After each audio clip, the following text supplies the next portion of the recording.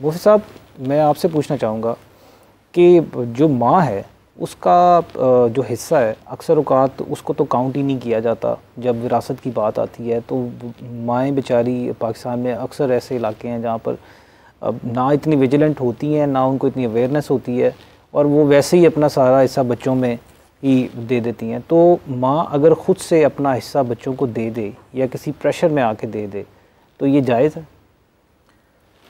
देखिए, जहाँ तक बात है इंसाफ के जो तकाज़े हैं जो हमें शरीयत नबी सल्लल्लाहु अलैहि वसल्लम जो सिखाती है, वो तो मरती है शरीयत के अपनी औलाद में इंसाफ करने का हुक्म है कि माँ को असल में, और जहाँ पे हमारे यहाँ भी बेटे थोड़ी सी नाइंसाफ़ी करते हैं, माँ को थोड़ा इमोशनल ब्लैकमेल करके उससे जो है वो चीज़ें ले लेते हैं, और बेटियों को, चूँकि बेटी घर नहीं होती, शादी हो चुकी अपने घर चली गई होती है ना, तो जो बेटे जो हैं उनके पास माँ होती है, और अमूमन ऐसा हालत बीमारी में किया जाता है जब मरीज़ जो है वो बिस्तर मर्ग पे है और उससे लग भी ये रहा है कि मैं इसी के जो है वो रहम करम पे हूँ, तो फिर वो उसकी हर जायज़ नाजायज़ बात जो है वो मान लेता है। और मेरा ख्याल है कानून में ऐसा है भी कि बिस्तर मर्ग पे जो है वो की गई वसीयत या इस तरह की उसकी कोई वैलिडिटी नहीं होती ना, तहफ़ जो है वैसी मौके पर दिए गए। लेकिन बात वही है, कितने लोग पहुँचते हैं जो है वो इस तक।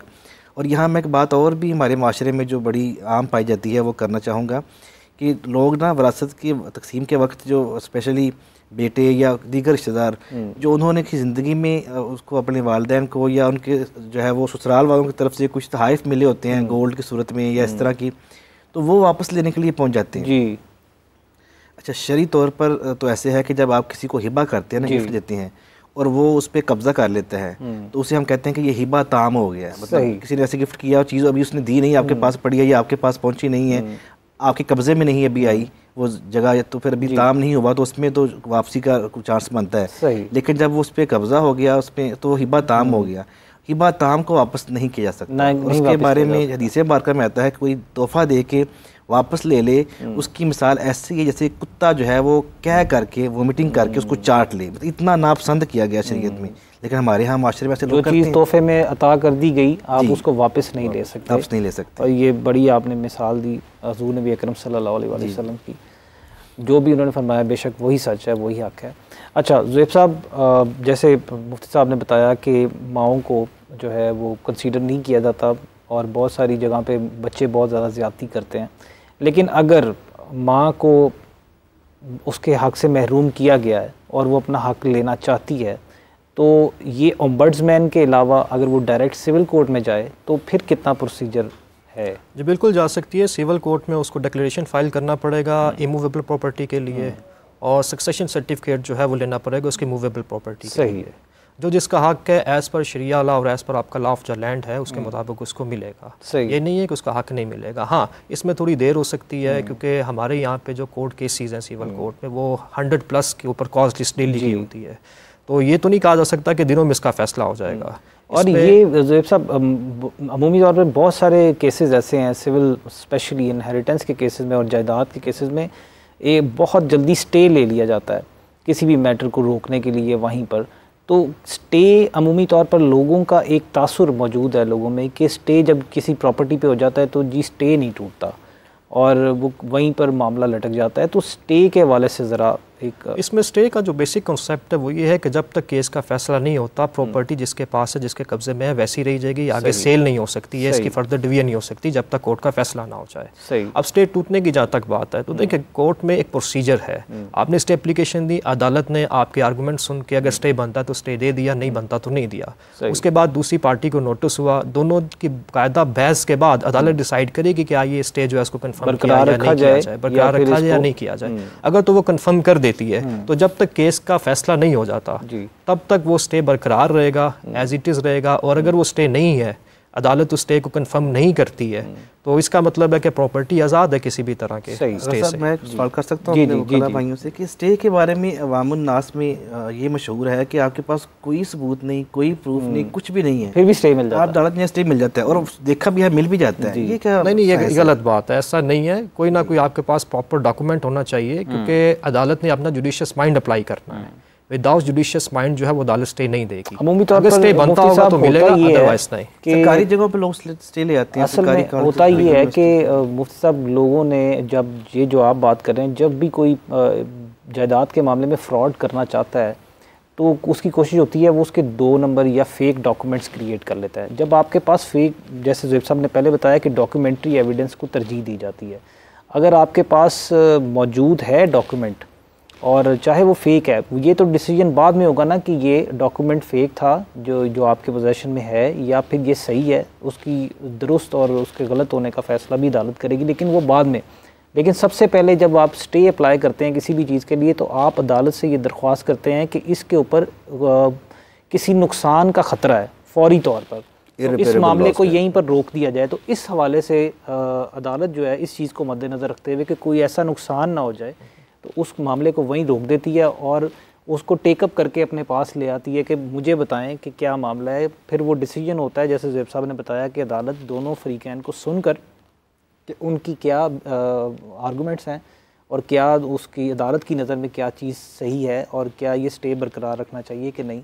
हाँ, इस चीज़ में बहुत सारे मसाइल हैं कि स्टेज टूटते नहीं हैं। जैसे मैंने ज़ुहैब साहब से बात की, एक दफ़ा स्टे लग जाता है तो वो फिर हमारे यहाँ पर फिर जुडिशल कल्चर में भी ये चीज़ें बहुत ये सवालात हैं कि क्यों नहीं स्टेज बाद में अदालतें तोड़ती।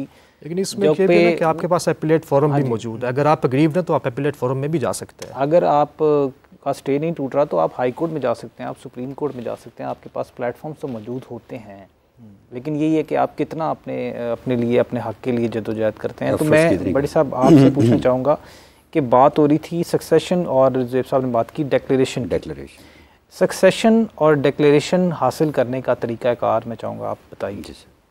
अच्छा सर, सबसे पहले जो डिसीज़्ड है उसका डेथ सर्टिफिकेट जो है वो लेना है आपने। उसके बाद जो नादरा है उसमें फैमिली रजिस्ट्रेशन सर्टिफिकेट होता है और जो बाकी लीगल हेयर्स हैं जो उसका डिक्लेरेशन या सक्सेशन लेना चाह रहे हैं उनके सब के आइडेंटिटी कार्ड जो हैं वो लेके फिर आपने कोर्ट में जाना है।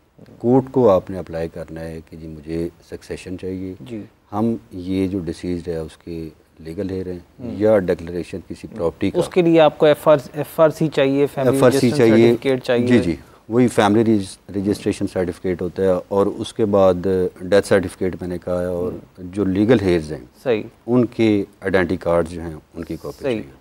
फिर कोर्ट जो है वो आगे फर्दर प्रोसेस करती है, अवामन नास को वो अखबार इश्तिहार करती है कि जी ये बंदे जो हैं इनका क्लेम ये है कि जी हम फ़लाँ बंदा जो है उसके लीगल हेयर हैं। अगर अवामन नास में किसी को कोई ऑब्जेक्शन हो तो वो अपना ऑब्जेक्शन जो है वो आकर रिकॉर्ड कर सकते हैं या इस सूट को या सक्सेशन सर्टिफिकेट को वो कंटेस्ट कर सकते हैं। सही। मैं इसमें सर थोड़ा सा जी बात समझने के लिए ना, जी ज़रूर। अमूमन हमारे यहाँ इश्तिहार जो है ना, अखबार इश्तिहार की बरसा ने बात की है जी जी, तो अमूमन इश्तिहारात ऐसे अखबारात में दिए जाते हैं जिनका कभी नाम ही नहीं सुना होता जी जी, तो उसमें से कैसे लोगों तक वो बात पहुँचे कि क्या ये अच्छा नहीं होगा कि इसमें रिफॉर्म करके ऐसे कोई 2-3 अखबार जो हैं उनको स्पेसिफिक उनको कर दिया जाए जिसकी इन्हीं में इश्तिहार आएंगे जायदाद के मुतल्लिक़, ताकि लोगों को पता हो। वरना तो हमारे यहाँ सैकड़ों अखबार शायद रजिस्टर्ड हों तो एक बंदा रोजाना 100 अखबार तो नहीं पढ़ सकता। मैं चाहूँगा कि आप इसमें कंसर्न जो है वो मैं समझ गया डिटेल ऐसी बिल्कुल आपकी बात बिल्कुल ठीक है। मुख्तलिफ अखबार जो हैं उनमें जो नेशनल अखबार हैं जिनकी सर्कुलेशन जो है वो वाइड होती है उनके ऊपर ये इश्तिहार जो है वो देना चाहिए। लेकिन जब कोर्ट जजमेंट देती है तो उसमें एक सेविंग क्लॉज होती है, उसमें कहते हैं कि जी अगर सब्सिक्वेंटली कोई बंदा आके क्लेम करता है कि जी ये इन्होंने मुझे बतौर लीगल हेयर इसमें इंक्लूड नहीं किया, तो वो बंदा जो है उसका राइट जो है वो एज इट इज़ प्रोटेक्टेड होता है। उसका राइट जो है वो कभी भी इन्फ्रिंज नहीं होता।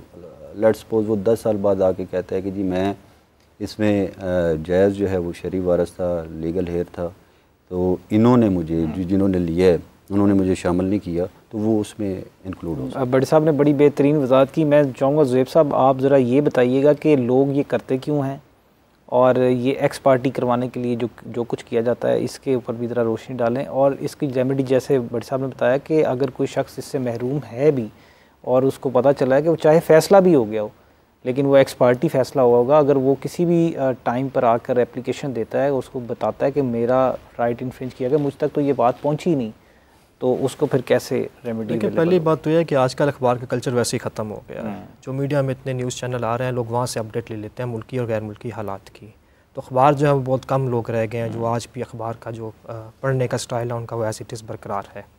अच्छा, दूसरी बात इसमें यह है कि आपके कानून में अमेंडमेंट की वाकई ज़रूरत है, लेकिन कुछ कानूनी तगाजे जो हैं वो एज़ इट इज़ कोर्ट ने पूरे करने होते हैं।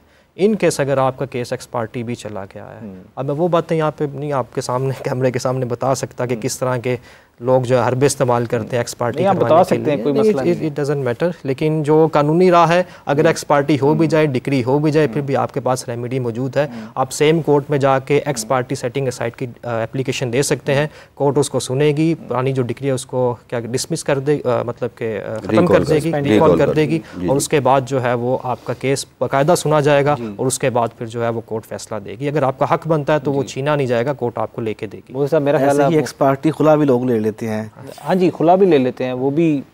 वैसे ज़ुबैर साहब अगर खुला ले ली जाए तो उसके हवाले से भी बताइएगा। देखिए, खुला जो है वो फिर रिवर्स नहीं हो सकती है किसी भी सूरत में, क्योंकि उसमें मुफ्ती साहब वही बात आ जाती है, जैसे हम कल भी हमने ये डिस्कस किया कि खुला के मामले में हम तो कल ये भी बात करते थे कि इख्तियार देते देते हक देते थे कि कुछ ज़्यादा हक तो नहीं दे दिया गया। उसमें भी यही मामला है कि अदालत को सिर्फ यही खुला देते हुए मैटर कंसीडर करना है कि अगर ख़ातून ये कहती है कि मुझे रहना ही नहीं इस शख्स के साथ, तो ये भी उसका बयान इसके लिए बहुत ज़्यादा होगा। अदालत उस बयान की को मद्देनज़र रखते हुए भी खुला की डिग्री जारी कर देती है। ये रिफॉर्म्स की ज़रूरत ज़रूर है और हम बार बार यही दरख्वास्त करते हैं लेजिस्लेचर के साथ, पाकिस्तान की मुकन्ना के साथ, कि पाकिस्तान में जो स्पेशली फैमिली लॉज हैं उनके अंदर रिफॉर्म्स होने चाहिए और बहुत सारी गुंजाइश मौजूद है जहाँ पर काम किया जा सकता है। मैं यहाँ पे एक बात छोटी सी अर्ज़ करना चाहूँगा कि चाइनीज़ जो इस वक्त हुक्मरान पार्टी है, उनके एक वफद पाकिस्तान के दौरे पे आया, तो उससे मेरी भी एक जगह पे सिटिंग पे मुलाकात हुई। तो उनके जो वहाँ पे उनके हेड थे जो ब्रीफिंग दे रहे थे, मैंने उनसे सिर्फ मुख्तसर एक सवाल किया कि बस, बाकी लंबे चौड़े सवाल किए हैं। मेरा मुख्तसर सवाल है कि लुब्बे लबाब कि चाइना की तरक्की का एक लफ्ज़ में अगर आप बताना चाहें कि राज क्या है तो क्या, तो उन्होंने बताया जी रिफॉर्म्स। हमने हर शुबे में इस्लाहात की, इवन के इस्लाहात करते करते हम इस हालत में पहुँच गए, वो हमारे यहाँ नहीं हो रही।